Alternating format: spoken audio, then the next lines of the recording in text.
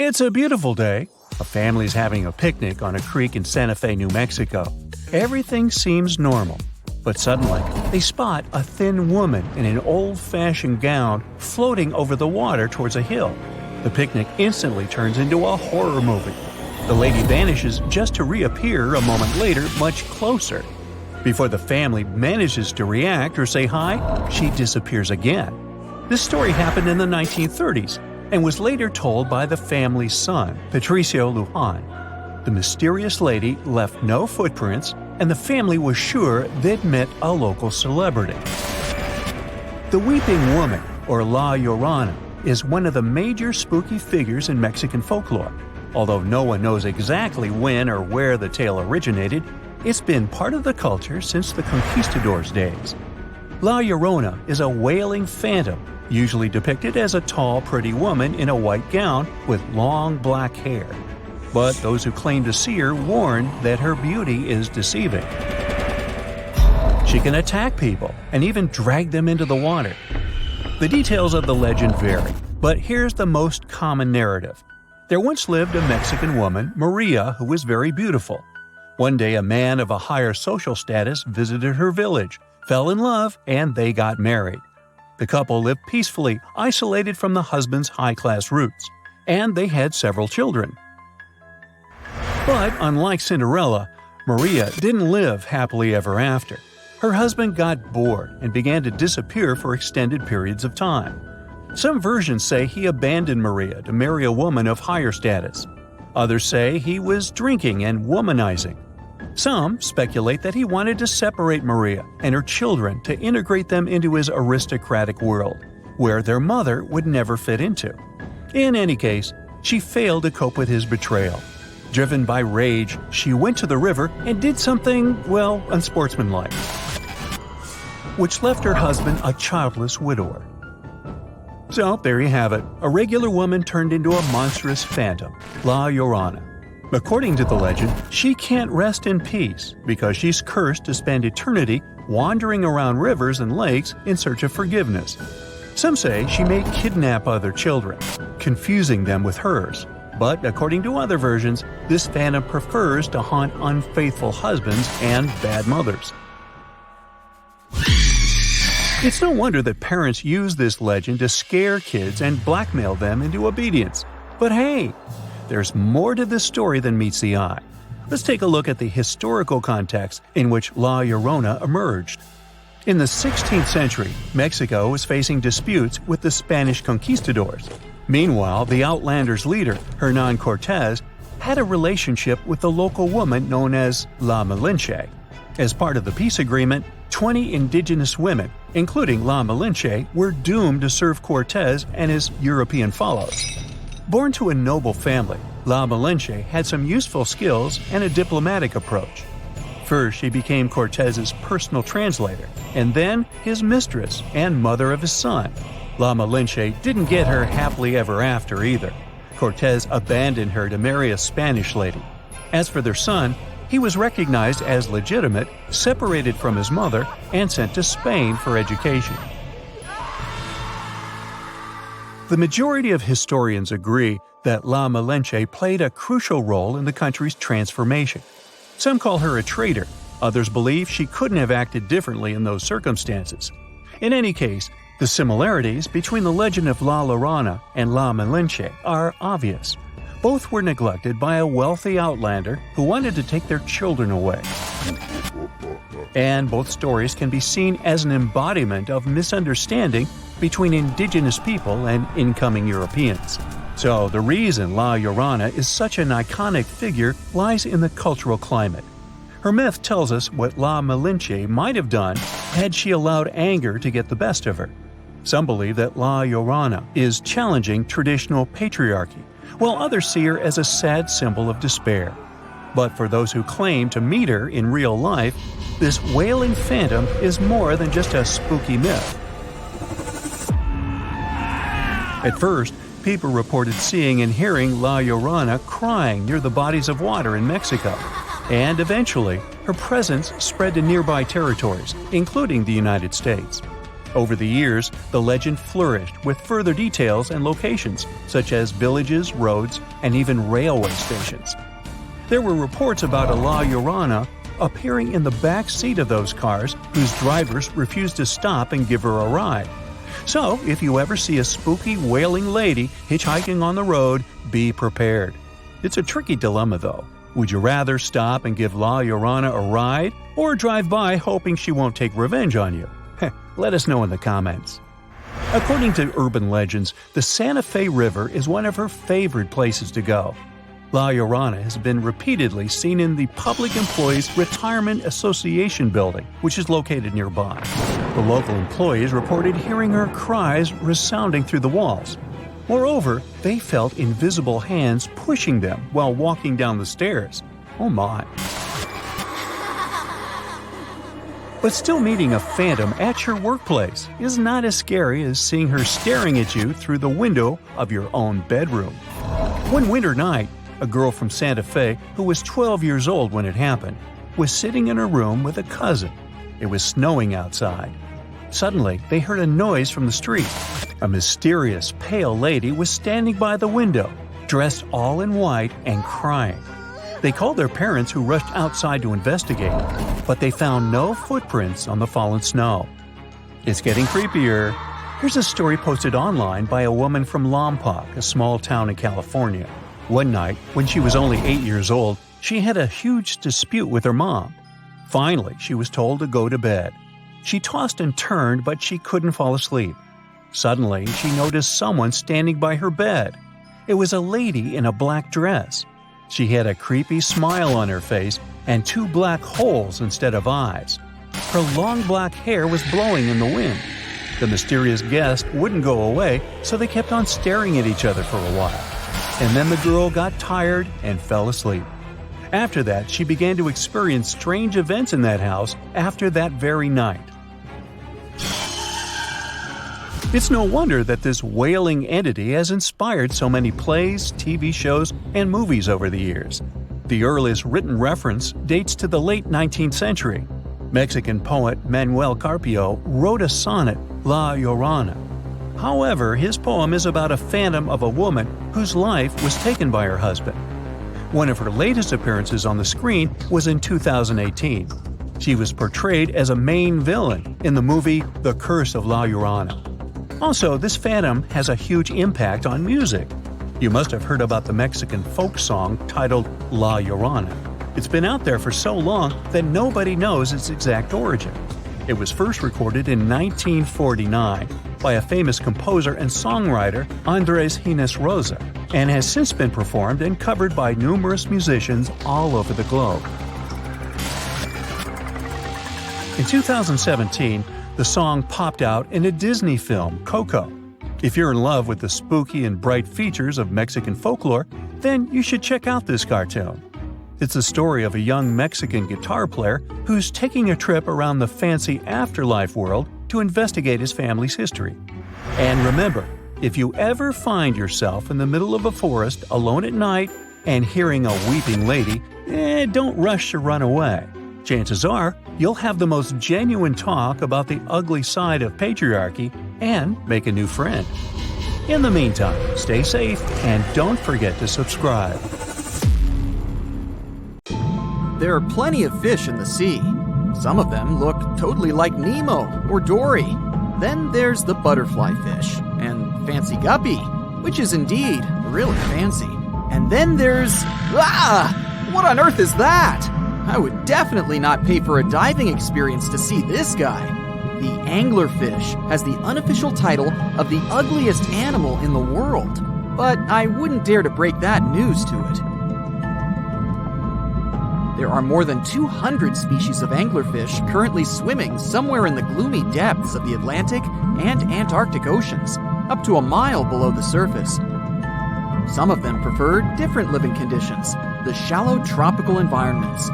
Different kinds of anglerfish vary in shape and size, from the famous black sea devil to frogfish, monkfish, footballfish, goosefish, batfish, and sea toad.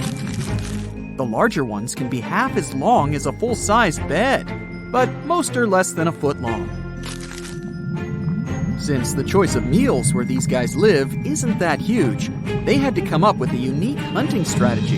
They don't waste their priceless life energy on following prospective prey. Instead, they use a piece of dorsal spine that sticks above their mouths like a fishing pole, hence the name of the fish. There's a sac of bioluminescent bacteria that glows brightly in the dark at the end of that rod. The light lures prey, and all the anglerfish has to do is wait, and then enjoy its lunch delivered right to its mouth. Their bodies are pliable and huge, so they can easily swallow prey twice their size. Deep-sea anglerfish eat whatever they can find. Species that live in more shallow water aren't picky either, and can eat anything from shrimp to snails and small fish. Only female anglerfish have the cool fishing rod feature though. So what about their males? Finding a soulmate deep under the sea isn't that easy. I mean, literally, there's no light down there. Plus, there are frigid temperatures and low oxygen levels. Anglerfish can't afford to go on many dates in those conditions, so they mate for life. And before you go aw about it, I have to tell you, they do it in quite a special way. Male anglerfish are much smaller than their ladies. The contrast is so striking that when researchers first got interested in their love life, they thought those males were actually the offspring, or larvae, hanging out next to their moms. Certain anglerfish male species have receptors that alert them that there's a female nearby. After they mate, the male bites into his woman and stays attached to her head, belly, near her tail, and other areas he can access. While they morph together forever, the female fish gets the male's cells, DNA, and reproductive organs, but loses her immune response cells. The male gets free permanent housing and nutrition. Given the current real estate prices, it sounds like a dream. But that accommodation is shared by up to 8 males, and they can't move out if they ever feel like it. You're unlikely to meet this deep-sea fish in real life, but if you meet an anglerfish in your favorite video game, remember that you can easily outswim it and make it kinder to you with tranquilizing arrows. Once you befriend it, the anglerfish can be your scout and help you discover new areas with its bioluminescent pods. Back in the real world, down in the twilight zone of the ocean, about 650 to 3,300 feet down, the anglerfish isn't the only creature you're lucky you'll probably never meet. Many of the locals look like they come straight out of science fiction or horror movies, but that's because they had to adapt to this dark, deep world. I did my best to get you prepared for the creatures you're going to meet, starting with the common fangtooth. They spend most of their lives deep down, but at night, they move toward the surface to snack. These guys are more active than most other deep-sea dwellers. They don't wait for food to come their way, but actually follow it, and then get it with their long, hungry teeth. They don't have a built-in light bulb like the anglerfish, so they've developed a great sense of smell and use as much sunlight as they can get there in the depth to get around. Sometimes, even the shadow of a passing by prospective prey is enough for them to switch to action mode. And though they don't look too charming, they're completely harmless to humans if you ever run into one of these guys. Stoplight Loosejaw sounds like a great name for an alternative band, but it's actually another deep-sea resident with sneaky hunting habits. It has special light-producing photophores under each eye. They emit green and red light like a stoplight, hence the name of the fish. Unlike other fish, these guys hardly ever leave the twilight and midnight zones. Their lower jaw is a quarter of the total body length, and the stoplight keeps it open all the time, hoping to get some lunch. It looks like a ferocious predator, but mostly prefers zooplankton with an occasional dessert of shrimp, krill, and fish. I'm sure you didn't expect to meet a hybrid of an eel and a bird, but here it is! The slender snipe eel has a beak, much like that of a bird, with curving tips. The beak is equipped with tiny hooked teeth that the eels use to catch the antennae of delicious shrimp. And it sure is slender, stretching up to 5 feet and weighing only a few ounces. Scientists don't know all of this guy's secrets, since it's pretty tricky to study in their natural habitat. But it looks like they only produce offspring once in a lifetime, and then pass away. Glass squids like to take it easy in life and literally go with the flow. They're filled with a solution which is lighter than water, so they don't have to make any effort to move around the deep sea looking for food and partners. These creatures are transparent, so they blend into any landscape and don't even cast a shadow while moving. Talk about a great survival tactic. If danger finds it anyway, it can transform into a lumpy ball, pushing its head and tentacles into its mantle cavity. It can also release ink into the mantle and go from transparent to black. The same ink can protect it against hungry whales and seabirds. Another tactic they use to scare off predators is to activate their light-emitting organs around their eyes. I'm getting hungry. Maybe I can snack on this sea cucumber. Ouch, it's moving! So I guess it doesn't belong in a salad after all. These soft-bodied fellows live in all parts of the ocean, from shallow waters to the deep underwater world. Most of them slowly move around with their tiny feet, but some crawl around by flexing their bodies. Sea cucumbers can shed their internal organs when there's a predator approaching. Those sticky organs distract the intruder, and the happy cucumber moves on and just grows the organs back. What's that glistening in the distance? Looks like someone dropped gems in the water. That's a sea sapphire, also known as the most beautiful animal you've never seen. Some males of this type of copepod can change color from deep blue to purple, red, or gold. 1 second later, it's gone. And then it's back, shimmering bright. The secret to this magic is that their bodies are transparent and reflect light differently at certain angles. It looks like it's their way of communicating between each other and attracting mates. Female sea sapphires don't have the same superpower, but their eyes are bigger compared to males, probably to spot them from a distance. Males roam wild and free, and their lady. You're strapped in a boat cruising down the Amazon River with the sun scorching hot. As you check out your map, your boat starts rocking back and forth. The water is starting to get more intense, so you hang on for dear life. You tuck your map in your pocket and try to take control of your boat. You strike some jagged rocks and duck low to avoid tree branches. Your boat strikes a large rock out of nowhere and capsizes. You're swimming in the murky green water. While you're trying your best to get ashore, your boat gets washed away. Underneath the water lies a whole new world of bizarre and dangerous animals. Candiru fish are snake-like creatures that can grow up to 16 inches long. Arapimus can weigh more than an adult male and are taller than most basketball players. They're the biggest freshwater fish in South America. They have a hybrid gill system that forces them to pop up to the surface every 5 to 15 minutes to breathe in oxygen for their large swim bladder. You swim out of the raging water and dry yourself off. Oh no, your map is completely soaked. There's no way you can get to your destination without it. You venture into the thick rainforest, shoving the branches and leaves away.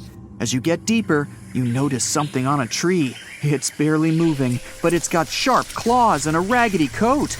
It stretches its arm to another branch and tries to pull itself up, ever so slowly.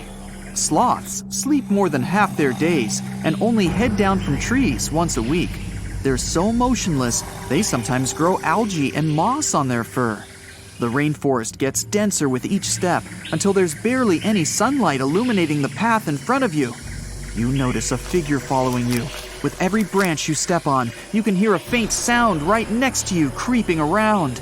You start walking a bit faster, and the sound catches up with you. You make it out of the dense part and tread along a narrow path until you reach a cliff. You can't walk normally here, so you pin against the wall and walk sideways to cross the hills. You slowly move across with the river 30 feet below you.